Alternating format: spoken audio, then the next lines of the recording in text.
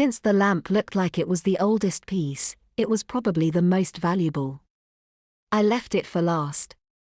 If I damaged any pieces, I wanted the damaged piece to be the least valuable in the collection.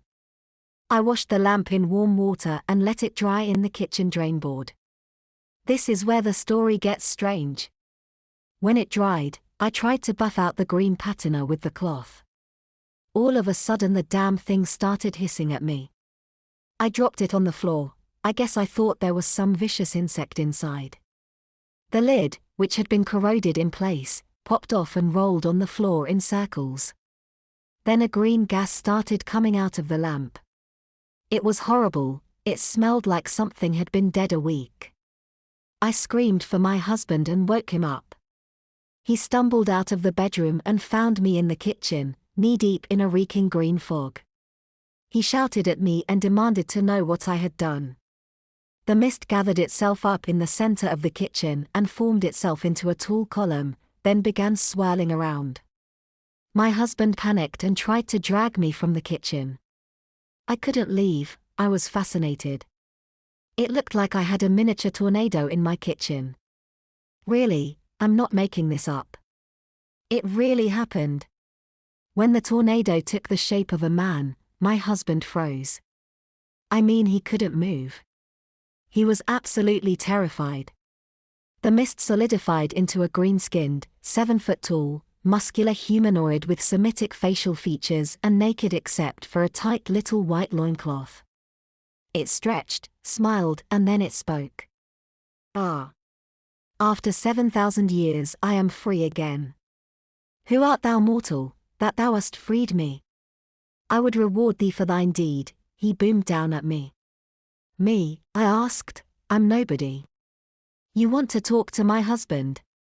The genie laughed and said, No, milady, it is thee I wouldst to speak to, for it is thee who freed me from the accursed lamp. What is your desire? I am not great among genies, but I will attempt to fulfill thine wishes. Dost thou wish to be wealthy? Wealthy? Asked my husband, suddenly awakening from his trance. You can make me wealthy.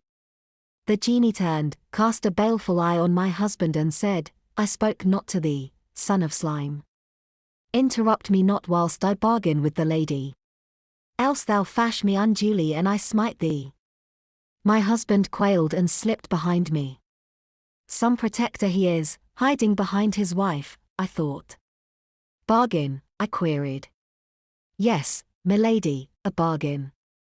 Thou hast done me a service and honor requires that the debt be repaid. What wouldst thou have me do? My husband nudged me in the back and whispered, Wealth. The genie glared at him severely and said, Silence, worm. I told him, my husband wishes for me to ask for wealth and I would like to please him. Could I ask for that for the both of us and still ask for something myself?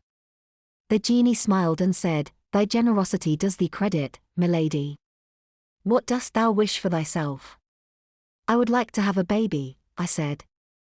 The genie frowned sadly and said, If it is thy wish to be with child, then I cannot fulfill thine desire, milady. Some fates are written in the heavens. Prithee, milady, choose another wish. I tried again. My husband has said he would like to be young again so that he could live his life over and not make mistakes.